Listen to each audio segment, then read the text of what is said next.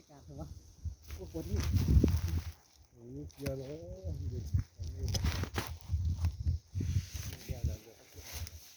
เนี่ย2 อัน 3 อันเอา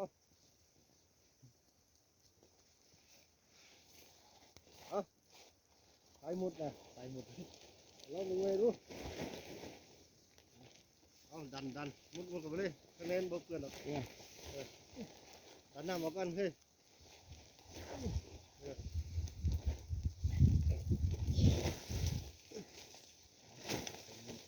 กล้องมันบ่เห็นดอกมันคนอยู่ทางในเขาใหญ่ต่อยกสูง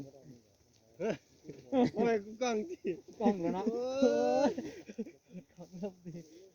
บ่ไปยังบ่ไปยัง บ่ไอคนทางบ้านดอก บ่ต้องอายเลย ผู้สาวเห็นอยู่ผู้สาวด่าอะไรเห็นกันอย่างนี้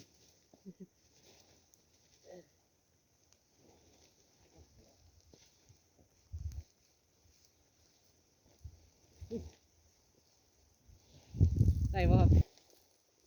เอ๊ะ เสียบเบิดเว้ย น่าสิได้อยู่เด้อ นี่2 อันเอาได้ใส่ปัวเฮาใส่เลยมือนี่แหล้ว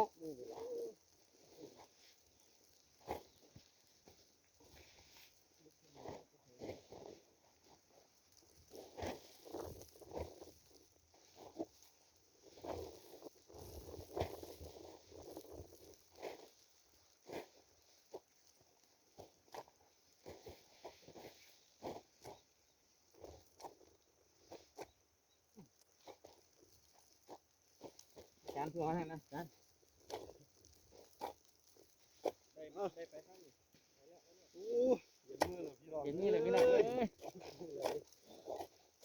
เย็นสุดทั้งนี้อ่ะ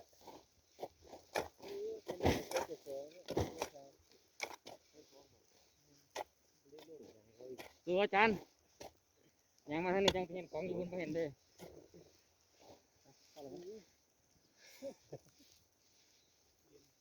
อาว่ะ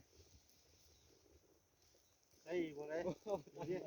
ได้นี่พี่นี่ต้องลิกบีบเด้อ